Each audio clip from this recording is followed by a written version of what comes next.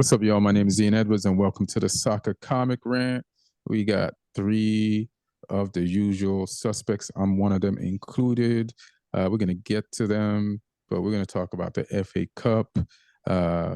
Main match this weekend was Arsenal versus Liverpool, so we're going to get into that. Is Arsenal in as much trouble as the pundits are saying, or do they need a team to talk about? You know, what's the deal? What's going on with them? Chelsea won, Southampton won an FA Cup, United's on deck tomorrow, and then we got the upcoming Premier League matches this weekend. So we're going to get into like what are the biggest matches coming up this weekend, also transfers and fantasy league. And we got Lee Hudson, stand-up comic from England, Southampton fan, stand-up comic, got two jerseys in the back. What's the blue one? The blue one's a Brazil shirt. It's one of the training tops. Oh, for the national team or club? Yeah, national team. National team. And you got Neil Chakravarty, a Chelsea fan, stand-up comic. What's up, man? Haven't seen you in a minute. How's the new year? Yeah, it was great. New Year's great as I got home around 4 a.m. So that's always nice. Right. Oh, that's good. That's you did it for both of us. I had to be brought home. Like, that's even better. So you're not even sure that it was really 4 a.m. It could have been later. No, because I saw my Ring camera later on. Oh, hilarious. I could see my tragic steps. Me taking the steps from the car to the house in great detail. Most people use their Ring cameras to check on other people, like strangers. Yeah. You use yours to check on yourself. All right. I'm the most dangerous person to my household here. Yeah, you're like, all right, I didn't commit that murder. They were murdered at 5 and I got in at 4. Yeah. I don't see me going out. Yeah. Lee, that jersey you got just reminds me of like I had a conversation with a female Brazilian comic last night at the store, and she used to play soccer. Like I've talked to her before, but I didn't know. And so whenever like a Brazilian woman tells me they play soccer, I believe them, you know, because all you do is see the videos of them just chesting and juggling the balls on the beach. And she was being mad modest. And she said, I stopped playing when her friends started taking money. And I was like, so how far did she get? You know, that's what I'm thinking in my head. But she's just started telling me about like the corruption in Brazilian football, which we haven't really discussed on the show, and how carnival, football, and the corruption of the politics intertwined is all one thing, you know?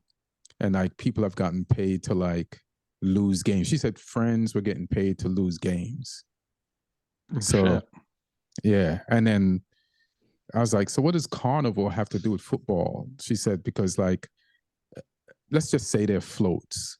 Because in like other carnival situations, like when we have a carnival, like the Caribbean Carnival, they have floats, and they have the competitions between the different like presenters, or you know, it's a contest between who has the best whatever they call it. So then that's all drug dealer money that goes into the carnival, and then it gets washed and then put into the football teams. So wow. Yeah, it's like, wow. I said, you want to come on the podcast? She's like, no. Especially not on that topic. So what?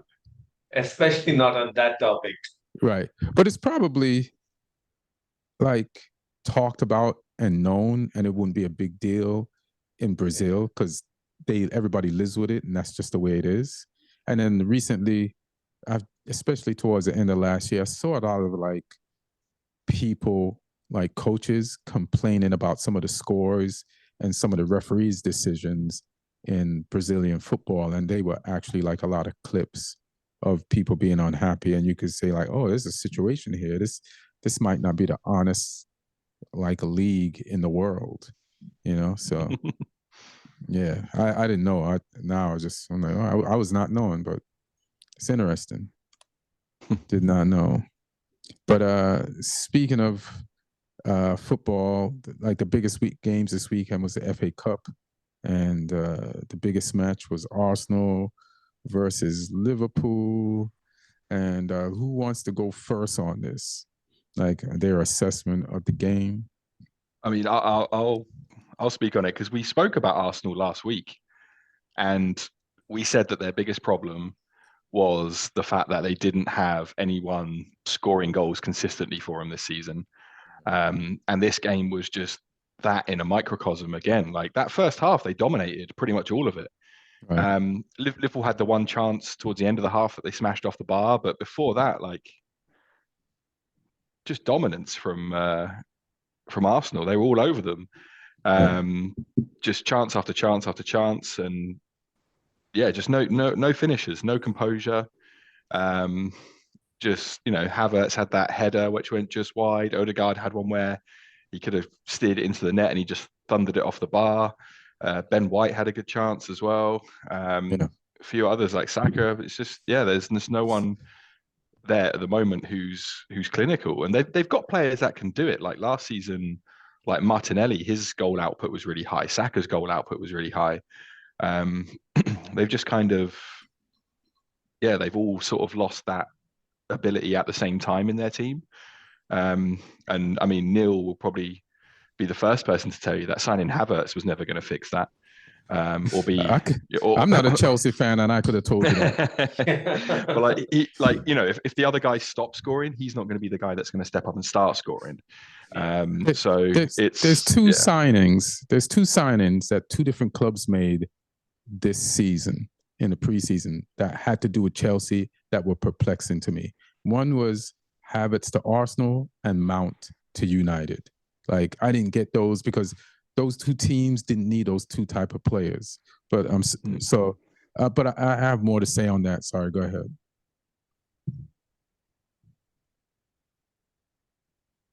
I mean, the crazy thing with Havertz is like you can't even say that X team did not need that sort of player because that would mean what sort of player Havertz is. Nobody knows. Like he's been in the country for he's been in England for like 4 years now. I know the type of player. I know the type of player he's not. Yeah, that's a lot of boxes. But I don't know. That's the only way to answer what Havertz is by saying what he's not. And he's not. He's just shook in front of a British league goal for some reason. Yeah. Yeah, and, he's like, his holder play is really good. So you think there's the makings of a great no, I think he's a great defensive striker. Defensive strike, but he's not a great defensive midfielder. So that's the problem. Exactly. Yeah, the moment you want him to be in a position where, like for example, he's kind of being used as that box to box kind of player, right? Which was Granit Xhaka, and although he's like half the time he's being used as forward, half the time as that kind of a midfielder. He's not got all those things to him either. So, yeah, I don't blame Arteta with what he's struggling to do with Havertz right now.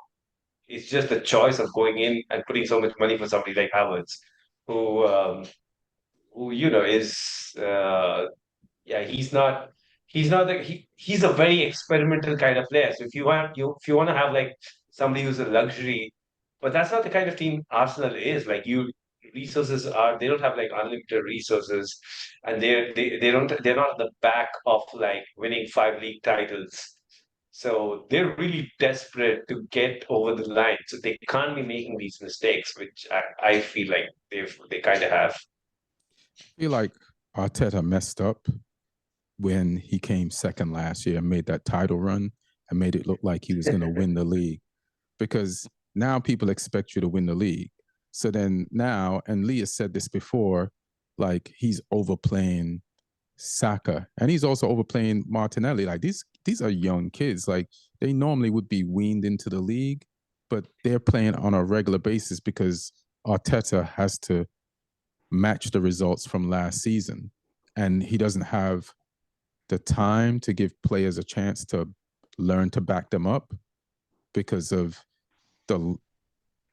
you might drop points, but he's always also dropping points by not resting them. And then he spent the money in an off season on the wrong players. You needed to buy somebody, an experienced scorer, to back up Gabriel Jesus. Like, because even the backup for Gabriel Jesus, he's young too. I feel like in 2 years he'll be good, but the whole forward line is so young. You need somebody who can definitely score. It's almost like they have a Chelsea problem in that area. And then you spent money. You're ruining your good goalkeeper that you had by taking another one on loan. So now both goalkeepers are nervous. So you created a problem in your back. Also, Arteta should never be put in charge of goalkeepers. This is how his Arsenal career started. His Arsenal career started with Leno. Leno got injured or something, and then they used Martinez. Martinez won him the FA Cup. Then Leno comes back.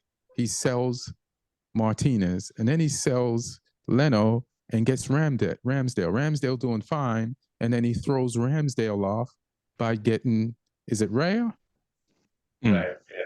By Raya, and now both of them are shook, and they're not as good as they would be if they didn't have to compete against each other. So a dude should be like, hey, man, you can't touch the goalkeepers. Just deal with the players on the field because we have a Golden Glove World Cup winning goalkeeper. That's what we had, and you sold him for Ramsdale, and then you kept Leno, then got rid of Leno, then got Ramsdale, and now you're not satisfied with Ramsdale.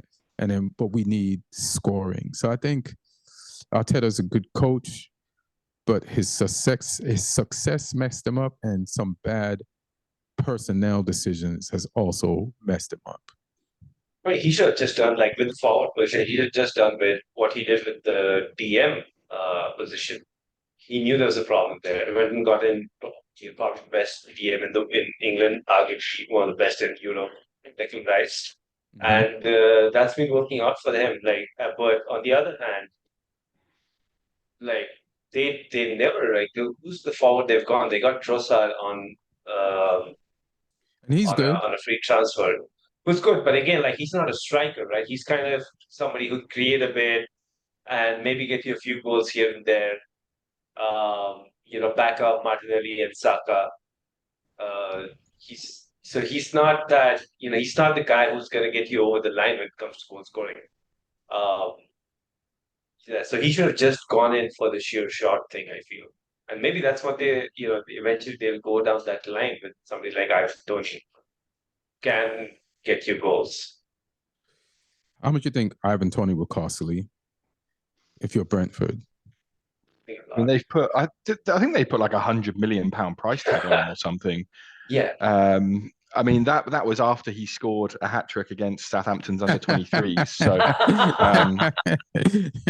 that was like one of his comeback games this week. So you score a hat trick against our under 23s, your price goes up. That's what happens. But no, I think it was actually before that. But yeah, Thomas Frank, the Brentford manager, said that it'll be a very high price. So it'll be interesting to see if anyone goes. It's a gamble as well, like trying to go for a guy who has done nothing for the last 8 months or whatever it is. I mean, he's obviously been able to train in isolation, but he's not really been able to do much team training in that time. And I'm sure he'll get back into it. But if you're Arsenal, for example, it's a big ask to throw someone in those circumstances into like a title chase, like to go straight into that pressure cooker atmosphere. But I still think he'd be better than any of the forwards they've got right now. And maybe it would be a good thing because he'll be so hungry after that timeout and so eager to prove people wrong that he would be a monster. But yeah, whether Arsenal, I don't know. So many teams now are actually, I think, financial fair play is starting to catch up with people a little bit now because you're hearing a lot more about it in terms of people's upcoming transfer windows and teams sort of having to talk about, having to shift people before they can sign. But I mean, people always seem to find a way if they really want someone, or they just bend the rules like City do. So who knows? But yeah, I mean, I think he could do a job. He's certainly better than what they've got. But whether Brentford will let him leave, I don't know. And if it's for a really big fee, I'm not sure if it's worth the outlay right now, or worth hoping that their current squad do somehow find their shooting boots. Because yeah, it's a big, because I think Tony, is he, what is he, 28? Let me double check his age. Yeah, because if they're asking for sort of Brentford to 27. 27. Oh, yeah, he's 28 in March, but I mean, 80 to 100 million pounds. I don't know if they got it. If it was around 50, I'd say pay it. They would have had it if they didn't spend the money on Havertz and just a goalkeeper they didn't need. Like, with the extra money that they got, they didn't spend. Add that up. Just, it's like Neil said, they addressed the CDM. You need more scoring. Like, so there's three things. Like one off what Lee said was you made a very interesting point about throwing somebody like Ivan Toney into a championship race. The pressure, like, that's a big shift, especially from after he hasn't played in like 8 months. But I believe he'll be good just because he's Jamaican, and and I've seen him use his Jamaican vexness when Southgate didn't pick him for England, and score a ton of goals in the Prem to say, hey man, you should have picked me. And then I feel like because he's Jamaican, he's been training for revenge. This is a Saturday afternoon kung fu movie, bro. He has been lifting jugs on stilts and like preparing for revenge on his master this entire time, because his suspension had nothing to do with like drugs or anything physical. It's just gambling. And I hope he's belligerently ignorant and say, gambling got nothing to do with football. I'm going to show them. You know what I mean? Just like how, and I'm going to show them that this, like, gambling's got nothing to do with football. I still ball out. So I feel like he's going to come with that. It'd be great, like, if he comes back with like the number 21 on his back somewhere as some gambling reference. A blackjack. Like, yeah, that'd be amazing. But like, speaking of Arsenal, I also feel like, yeah, they have a scoring problem, especially like today. They create a lot of chances. But generally, I've had this feeling that you don't catch Man City, this era Man City, or even this era Liverpool, by having the kind of seasons that Arsenal has, which is like very, like, they're like winning last minute games in October, November. You know, like, they're somehow getting over the line in a lot of these games. It's not comfortable. And I feel that might have worked in a previous era of the Premier League, but I don't think it works against, like, over a 38 game period. It doesn't work against somebody like Pep Guardiola or Klopp. I think one stat really reflects that. So in the 4 seasons that Arteta has been the manager, if you look at the big chances created, in the first season, they were 12th in the league. In the second season, they were 17th. In the third Arsenal? season, Big yeah, chances 17th. created? Oh, yeah. shit. In the 2021-2022 season. And then last season, which, you know, is a title challenging season, they were 6th on big chances created. This season, they are 9th. They are below Everton on big chances created. To be fair to Everton, they've created a lot of good chances. Yeah, but like, you know, they really need to, they're like barely above Brentford. So, and when you look at Liverpool and Man City, who are top two, that's the kind of pace you're trying to like not match and then beat, right? You're way off. So unless you have a season like last season where Martinelli and Saka, let's be honest, like, they outdid themselves when it comes to goal scoring. You're kind of banking on that kind of freak seasons when it comes to goal scoring. to be able to ramp up a title challenge. So yeah, I think they have more than one issue in the forward line. Yeah, they do. That's why they should have bought at least like a solid, bona fide scorer, mainly Ivan Toney, not even like one of the guys from the Italian league, just somebody they know that could score, and given the whole season to like, to get up to speed so that he could help them now. Because Jesus is a good hustler. He pressures people well. He's good to have on the forward line, but he can't. He just ain't gonna give you the goals like that. And to beat these teams, you have to score the goals. And Habert today, his second touch was so indecisive. There's so many times today when he should have shot, when he took an extra touch, and then just went so wide. There was no way he was going to get that in, and there's no way the goalkeeper didn't know where he was going. It's like sometimes just shoot for the keeper to push it wide. You know what I mean? So you got other teammates, they could jump on that. So, they may be in trouble, but they may be just gonna. Last season, they over excelled, and maybe this season they're gonna and Liverpool underperformed. But now there's gonna be a change in the guard in that area, and I think most people on the podcast always thought Liverpool would finish ahead of Arsenal, which would be a blow to Arsenal fans. But Liverpool just did a better job in the summertime, in the preseason, of getting like that team, the band back together, a brand new band. Like that's Lou. Who's the guy that created NSYNC and Backstreet Boys? Like Klopp did it again. You know what I mean? Created the one guy band. Who like wrote songs for every hit band in the 90s. Yeah. Like Liverpool's got that. I think Liverpool deserve a bit of credit today as well, just for grinding out that win. They withstood some pressure. Obviously, Salah's gone to the African nations. They didn't have Van Dijk either at the back. Mm-hmm. And so they had some young players in there. They haven't got all their midfielders fit right now. Sobolai's out. He wasn't in there. Endo gone to the Asian Cup as well, and he'd been playing really well for them recently. So they were missing quite a few guys, and they still put it together and they held on. And the young guy at the back, Kwanzaa, I think he's been thrown into some big games without much experience, and he's looking not too out of place, to be honest. So let me ask you a question about Kwanzaa. Did Klopp play him a few years ago during the pandemic when they had that defensive crisis? Yeah, that was him, right? No, I think that was him. Oh, okay. That was Nat Phillips, right? But yeah, I know. But no.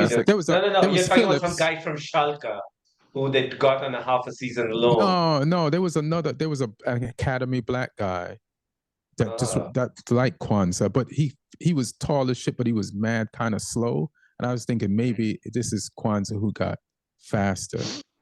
But Kwanzaa he made his debut for Liverpool in August 2023. Oh, okay, so it's not him then. He's only 20 years old. They loaned him out to Bristol Rovers last season, but before that he was just like an academy kid. He's only 20. He's a local guy as well from Warrington. And to look like he's played through all the England age groups as well, like under 16, 17, 18, 19, 20s and 21. So it looks like it could be the next one off their academy production line. Oh, good for them. Yeah. He looks capable out there so far. So who should we get into next? Like we could go through like Chelsea. How do you feel about Chelsea's win in the FA Cup? Yeah, I got to bounce it a bit. So let me get my Chelsea stuff off my chest. Well, it's the good thing is not a lot has changed because not a lot can change, right? So this team is gonna have these up and down games and up and down spells and weeks. So against Preston, the first half, if you saw the actual game and nobody told you who was wearing which shirt, you wouldn't know which team is Preston, which team plays in the Premier League, which team has $1 billion spent on it. It was absolutely crazy.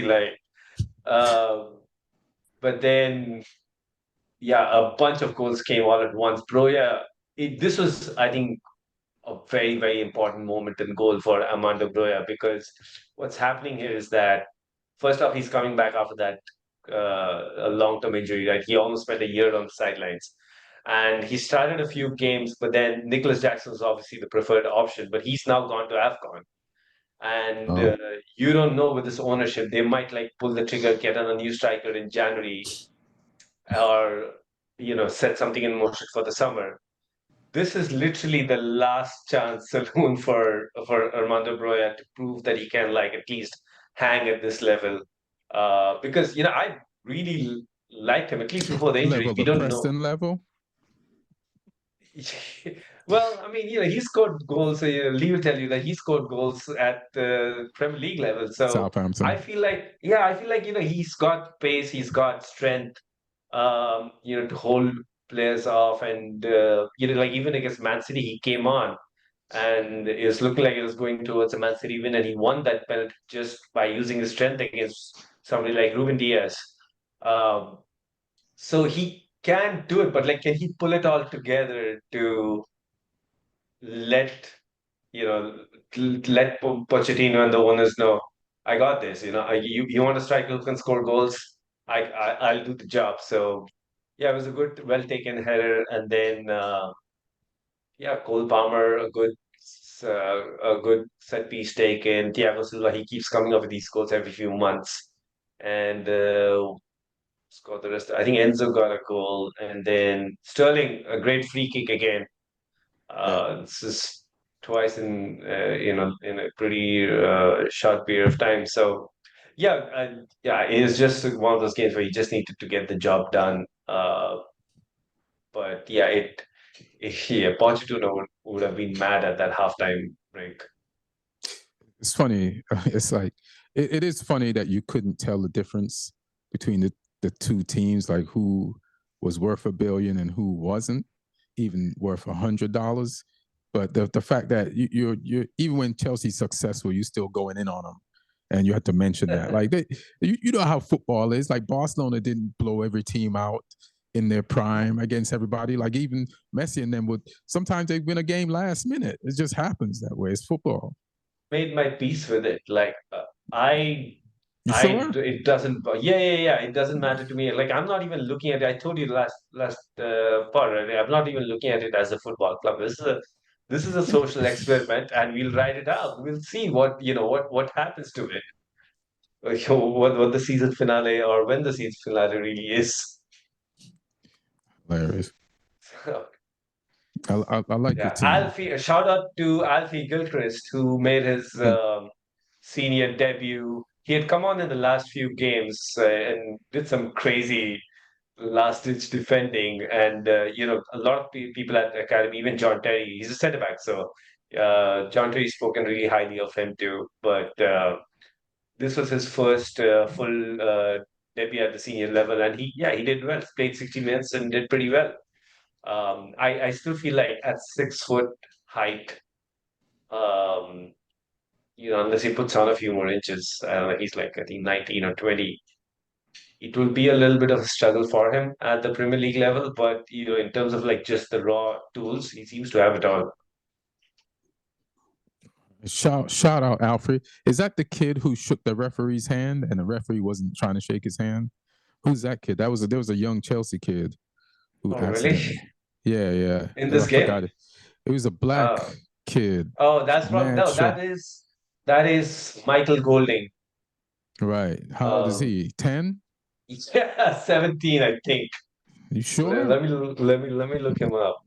Is he Michael Golding or Michael Golding? I'll give him 11. Yeah. But I ain't gonna give that dude. Yeah, he's 17. 17? Yeah. Jesus. Man. Southampton beat somebody for Warsaw. What? You're in championship. Where's Warsaw at? Like how much of a bully were you to this team? Lee, I gotta say something about Southampton, and then I gotta leave. So let me just let me just get this in. So here's the thing, because I took a little bit of break from the pod, right? Yeah. So the last I really remember consistently talking about Southampton, you guys are down in the dumps.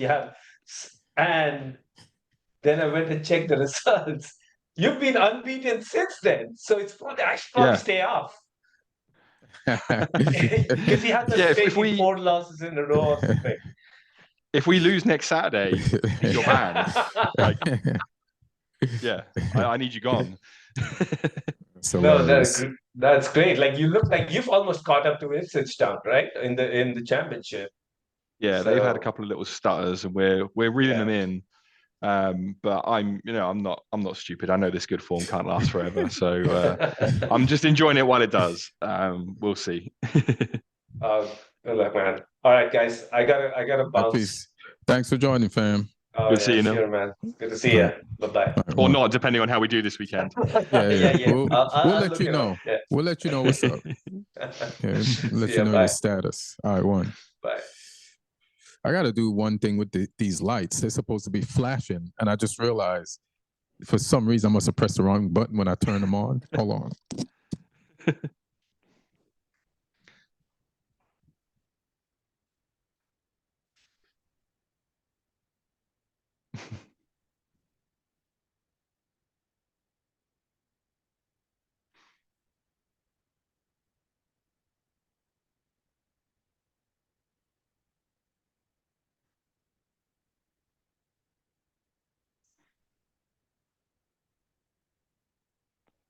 This is how real this podcast is. We probably won't even edit this out. You get to see. There you go. Ian fixing his mood lighting. Yeah, man. It's supposed to be like it's supposed to be colors. You know what I mean? Like you can't just be static all show. You know, you gotta be flashing. So what league is Walsall in? They are down in League Two. They are 13th in League Two. Uh-huh. But we lost in the Carabao Cup this season to Gillingham, who are also in League Two. So we needed to make sure we didn't do that again. And the FA Cup means a bit more than the Carabao Cup, so I'm glad we did it in this one. But I mean, really, like my main priority is the league. So I'm not too fussed about the FA Cup. It's nice to do well in it, but right now it's not the main focus. And we rotated a bunch. The whole front three hadn't started recently. We gave our backup goalkeeper or our third choice goalkeeper even a start. Yeah. We had a teenager playing left back. We kept one of our starting centre backs and another one who had been out for a little bit. Stevens. Holgate came in at right back and he hasn't been playing at all. The midfield three has sort of been in and out the team. You played Holgate? Yeah, that's pretty crazy. That's disrespectful to Walsall that we played him. Yeah. Because I know y'all don't trust him. Oh no. Because he was in the team that whole bad spell we had pretty much. So there was kind of a baptism of fire for him because he just joined us at that time. But yeah, he's joining you Everton. from the Prem. Yeah. So it's not like all right. But we had a couple of teenagers come off the bench as well from the academy. So we won 4-0. It was comfortable in the end. We scored after 6 minutes, which was a nice way to start the game, and then we just sort of coasted. And then the other 3 goals all came in the second half. Ryan Fraser got a couple of goals, so that's good. It keeps him in good form because he's been important for us. So although I say he's important for us, he's like our super sub in the league where he always starts from the bench and then comes in and does well in the second half. But we started him this game, but we might need him from the start in the other games because Edozie, one of our wingers, got injured against Norwich in the last league game. So we're doing okay. I'm pleased with the win. It'd be interesting to see if we get in the next round. It'd be quite interesting to see us get a Premier League team just to see where this squad is at if we play our strongest team. You want that? Yeah, I do. Because problems. Because like I said, I mean, I don't really mind if we go out the cup because the league is the biggest thing for us this year. So it'd be kind of nice. I think it'd be good for the manager as well to see us play a Premier League team and then see like, okay, how far off is this group of players? Is it better or worse than the team we came down with last season based on the players we've brought in? I'd just be interested to see. You know what it is. It's just like if any promoted, say you do get promoted, it's going to be what it is. It's going to be a struggle. Like there's, I mean, some of the players you got have experience, but they weren't like the cream, like Armstrong. Yeah. Like he's my favorite championship player, but in the Premier League, you know, he just couldn't put the ball in the back of the net. He'd be in the vicinity, but he'd just never get home. I'm not saying I want a Man City or a Liverpool to play, or anyone like that, because I saw what Man City did to Huddersfield today. But I want to see us get like a Fulham or a Brentford or someone, or even a team that wants the ball like Brighton, because our style is heavy possession. Right. It's heavy possession. So I want to see us go up against another team that want the ball and see, you know, let's see how that looks against a Premier League team that likes to dominate the ball as well. So. Right. It'd be an interesting one. Either that, or I want to see us play like there's a team down in like the 6th division, Maidstone. They're like the smallest team left in the competition. Right. So it'd be quite cool to play them because they're a team I've seen a bit of over the past years down in those leagues. So it'd be kind of cool for them. They beat somebody, right? Who did they beat? They beat Stevenage, who are League One. Right. Or you know, give us Wrexham. I want to put them boys in their place because they would. Their Twitter is downright disrespectful to some of the teams they play. Oh yeah, like what? What are they saying on there? They because they played Shrewsbury today, who are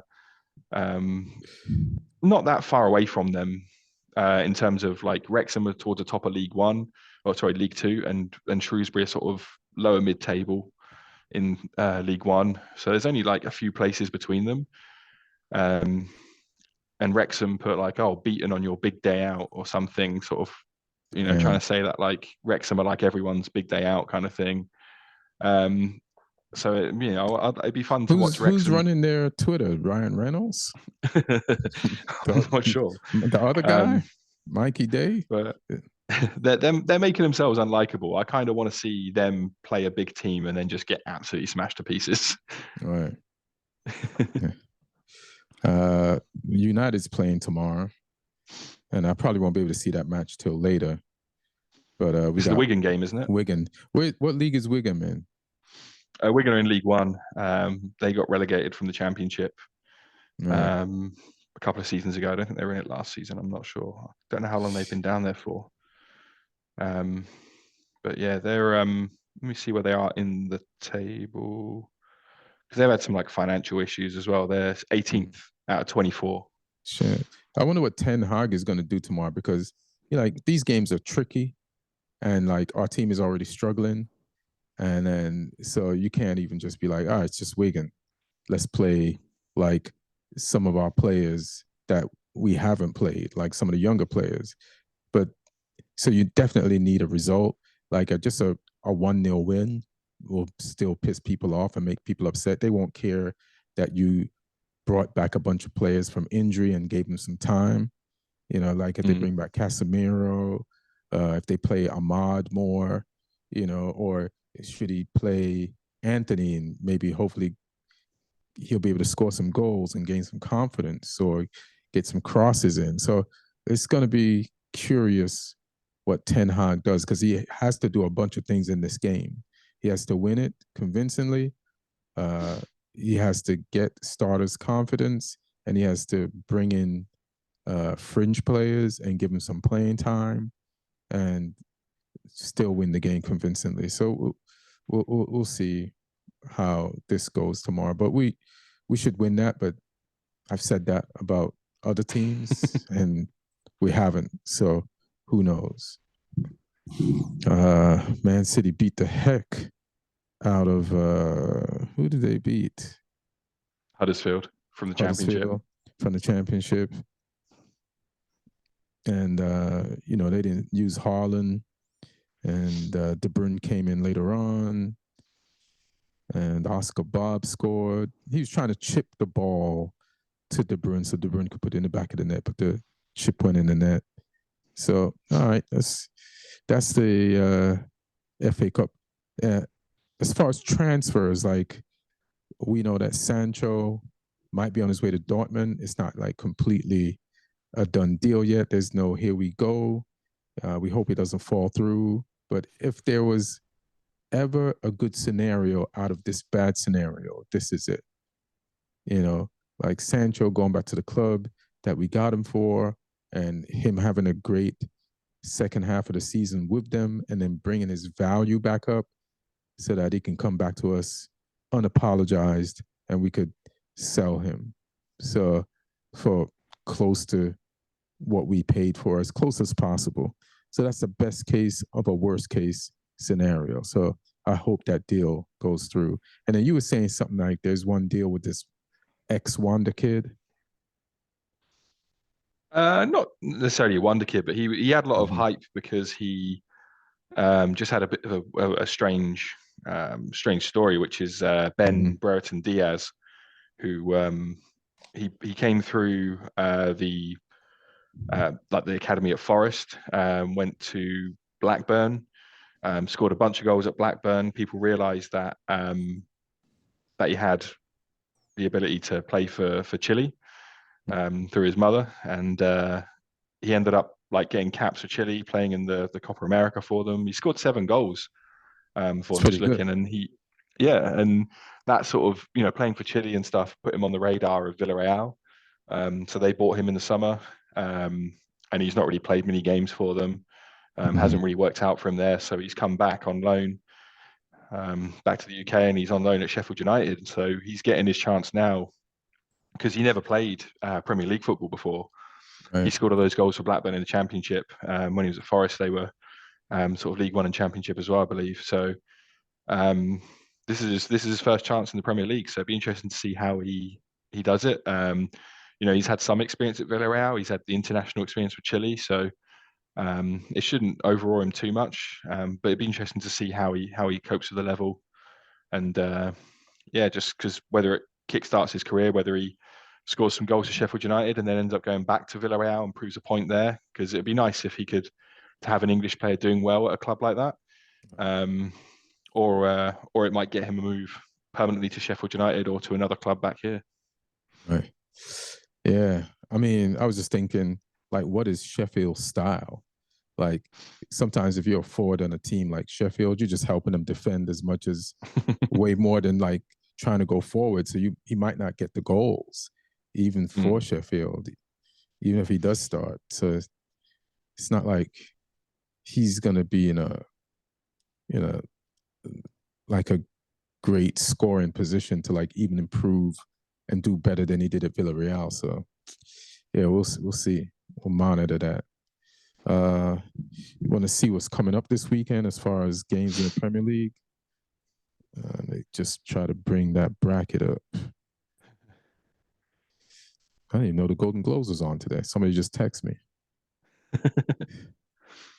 The only Golden Globe that matters is the Ballon d'Or. I mean, true that. The games are a little bit staggered, aren't they, this week?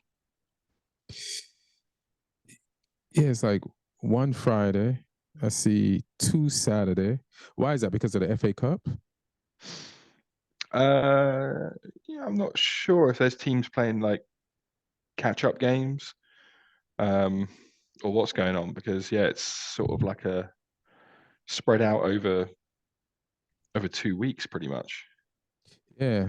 I mean, the big game Saturday is Man City Newcastle, because Newcastle's like basically on a losing streak. They won. Did they play? I think they played and won in the FA Cup this weekend, but fans aren't going to count that win. I mean, it's good that they got their win. They needed to win that game, but they're on a Premier League losing streak, and then Man City's the last team you want to face when you're struggling. So it's at Newcastle. I know the fans are going to be up for it, but I don't know how much Eddie Howe's players have recovered from their injuries and from the alleged brothel to be prepared to beat Man City at this time. So that's a huge, tough matchup this weekend. Like, which matchup is which is a bigger game, Man City, Newcastle, or United, Tottenham?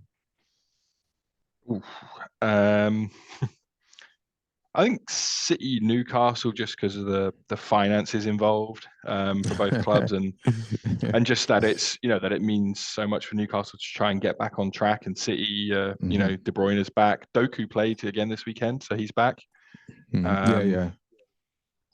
So I still don't know if Haaland will be back by then. I don't know what's going on with him, what the time frame is on that. But I mean, there's not much in it because United Spurs will be a big game as well. I think every game's a big game at the moment for United, just because of the nature of the pressure and the expectations at the club. And Tottenham have had, Son leave as well for the Asia Cup, so that would have hurt them. And it'd be interesting to see that one, and at Old Trafford as well. I think Spurs have done okay against you there recently. So it'd be nice to see that stop. I'll be firmly rooting for United in this game.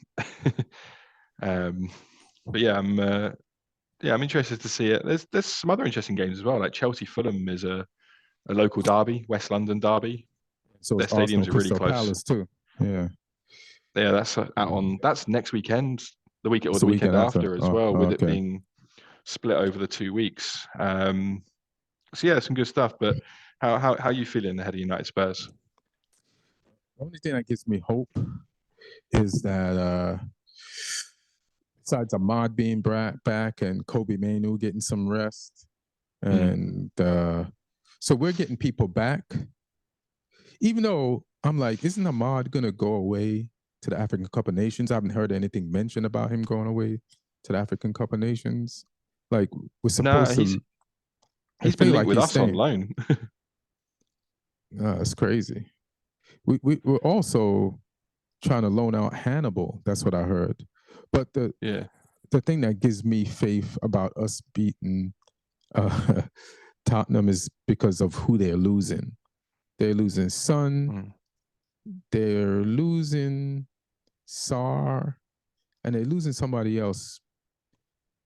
Both to Bissouma, maybe Cup of Nations and African Cup of Nations and the Asian Cup. So I think they're losing somebody else. Sarr is injured. I don't know if he's gonna go away to the Cup. But and then thank you. They just got the German Richarlison on loan, which is Timo Werner. Because if somebody could blow big chances in front of a goal, it's Timo Werner. Now watch me say that, and then this guy comes back and just knocks everything in the net against United. But it's a home game. I think we have a good chance. But Spurs, man, they be balling, man. I've just been looking it up, and Bissouma he's going with Mali to the African nation, so he'll be gone. Thank God. So that's the third one. I think they're losing 3 key players in that. So we have a chance. The African, we love that. I wonder if Onana's going. I know he's playing this game, and then he's going. You did a deal with Cameroon, whereby, because initially he was, when you signed him, he wasn't going to be selected because he had retired temporarily from international football, and then he went back on that decision with Cameroon. So they agreed, you signed him thinking that he was going to not go to that, so they let him stay with you as long as possible, and then I think he's going to go in and play for them the day after he plays for you against Spurs. Oh yeah, I think I did hear something like that. Is that a good thing for us or a bad thing? Like, he already has all his mistakes on his mind that he's made, and then he's playing a game knowing that he's got to jump on a flight or a helicopter or a private jet right after the game. Talk about having subconscious thoughts that could disrupt how you play in your head, against Spurs. So it's we should probably just let him go, play for them. Yeah, and we need or to at least try our backup anyway. yeah, he's playing for you first, so I guess it's better that way around for you than if he was playing for you the day after playing somewhere else. So, but I'm intrigued by Altay Bayındır, who is the Turkish keeper you've got, ex-Fenerbahce goalkeeper. So, yeah, because he's a good age. He's 25. He's not a kid. 6'6" as well. So like he's imposing. I'm intrigued to see how he does. So yeah, be interesting to see him when he plays some games for you. I like the keeper we sold, but we couldn't keep him because we couldn't have Onana and him because Henderson. No, I wasn't Henderson. Like we were definitely getting rid of Henderson, but he played in the preseason. I think he won the league in Ukraine or something. He won the league somewhere, and he was our academy graduate. And but once we got Onana, we sold him, and I forgot who we sold it to. But here we go, Matej Kovar. Yeah, Kovar. He looked really good. So I don't know how this other goalkeeper is going to do, but I wish we had Kovar. I was comfortable with him for sure. So we'll see. Is there anything else to cover? We covered coming up next week.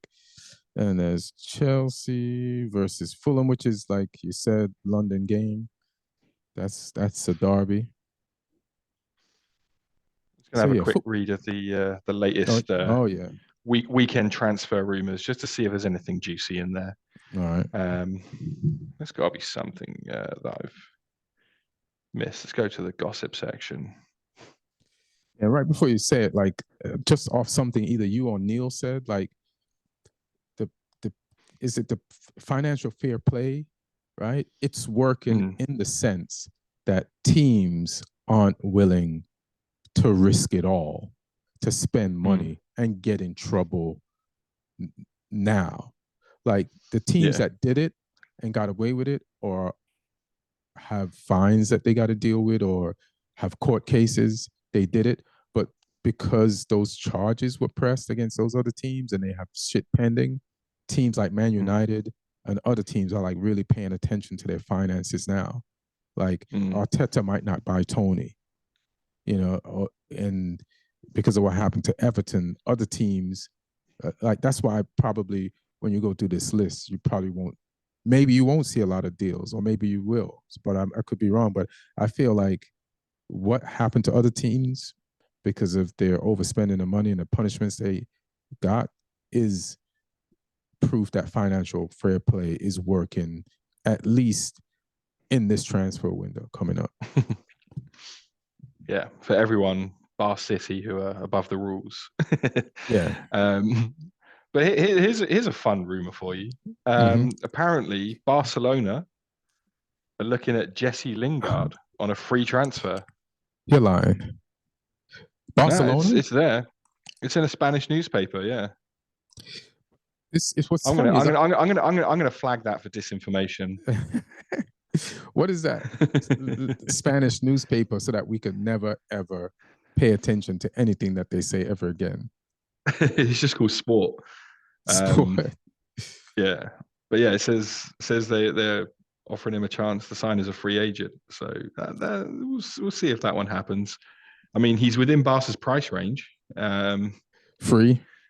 Yeah, because they still got problems. But yeah, there's some other interesting stuff there. Here's one that's a name I've seen around a lot, which is Jean-Claire Todibo, the centre back for Nice. Nice. He's been linked with with Chelsea, with Milan. So he seems like he's a popular guy right now. Arsenal have been linked with Onana from Everton, the Belgian centre midfielder. Oh, okay.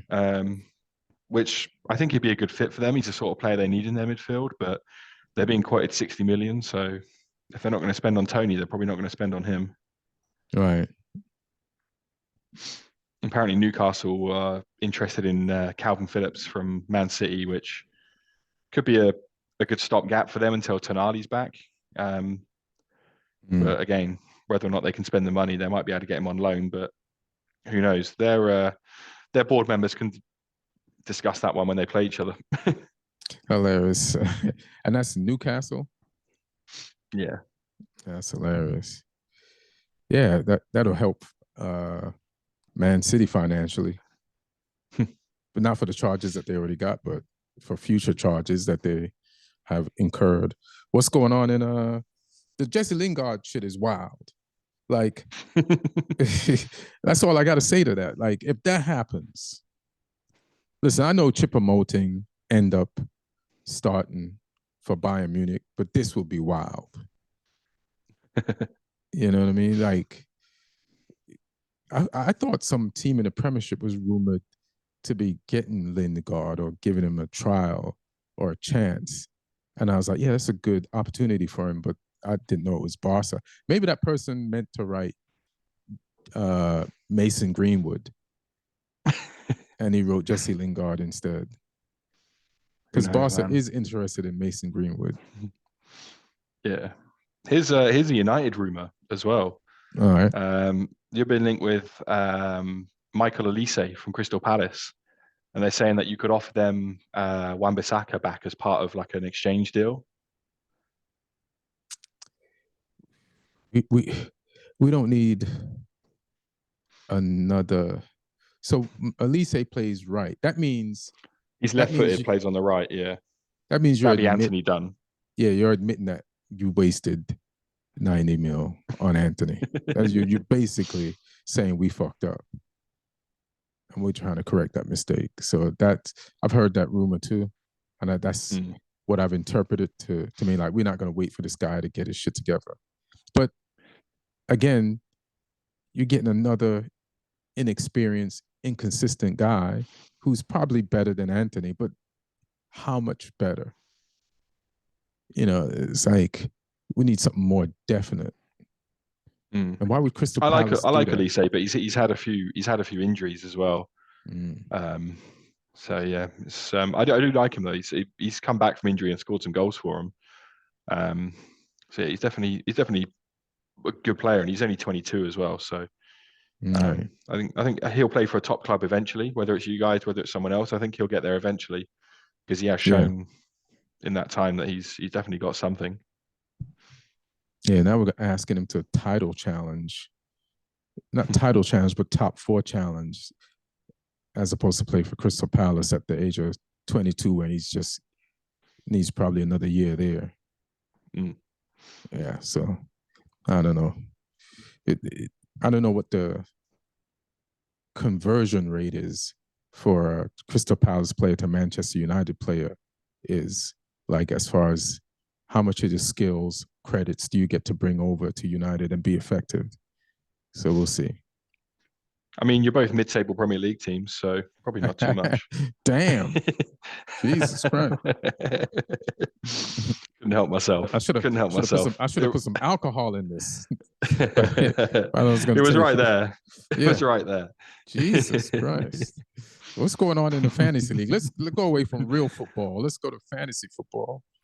No points because it's because of the shit. Yeah. We get nothing for the FA Cup. So yeah. Ahmed Zekri is still top of this one. Joey Duda's in second, and Joachim Henriksen is in third. So me and Martin is the interesting battle because right now me and Martin are level on the same amount of points.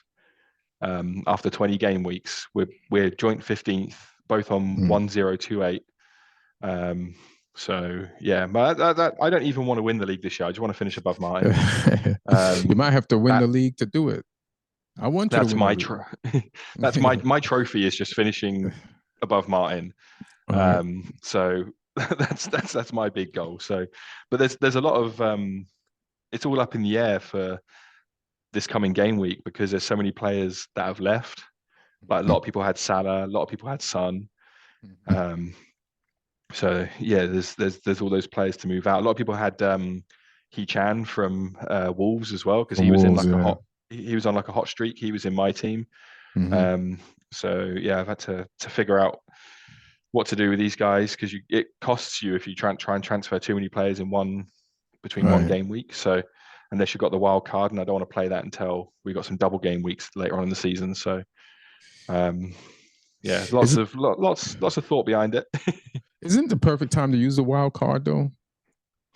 No, you want to use it when because sometimes there's double game weeks where the team will play 2 games in a week, and you can just stack your team with players that are going to play both games. Oh, okay. So that's a good time to use it. I moved one of my, because I think I had Salah in there. I moved him out, and I brought Bowen in. That was my transfer because he's on a hot streak at the moment. Yeah, he is. So I switched them. I still got He-Chan in there. I'm going to move. I just moved him to the bench. I'll transfer him out the week after. So we'll see what's going on with that. But who are you going to Bowen's replace him with? I'm not sure yet. Bowen's listed as injured though, which is worrying me. He just scored this weekend. What do they mean he's injured? Not sure. He might have picked up a knock in that game. But I still got Haaland in there. I kept debating whether or not to take him out, but then it's expensive to buy him back in afterwards if he does come back. So I've just been carrying this expensive dead weight for a few weeks. On the bench? Or yeah. Oh, okay. Yeah, just in the hope that he will eventually come back. But Martin still got him as well. So I think there's quite a lot of holding on to. If there's anybody worth holding on to, it's a Haaland. Yeah, Ahmed Zekri, who's top, he's kept Haaland in as well. Just put him on the bench. So I think a lot of people are just holding on to him, knowing that thinking that he's going to come back soon. I don't know when he's going to come back. Hopefully it's soon. Yeah, he's like that Rolex. Your rare Rolex, you just hold on to because you know the value's going to go up. Or the house in a good neighborhood. It'll be back. I don't know about either of those things. So. I'm just learning. I don't got none of them. All right. Dope. It's shit. You could get some decent amount of sleep. Thank everybody for Happy New Year again. Thank you for listening and watching. Anything you want to plug, Lee? Just Lee Hudson Comedy on Instagram. Posting up links to all the shows there. I'll be going all around the country over the next few months in this year. So yeah, I'll be posting up every month where I'm going to be. So yeah, if anyone does come to a show, anyone that's UK based, come out, let me know. Come have a football chat afterwards. But yeah, all details will be up there. Oh, dope. And I'm at Ian Edwards Comic on Instagram. And I'm just gonna be posting. I got some stand-up clips that I need to post. So I'll be posting those and some sketches and stuff.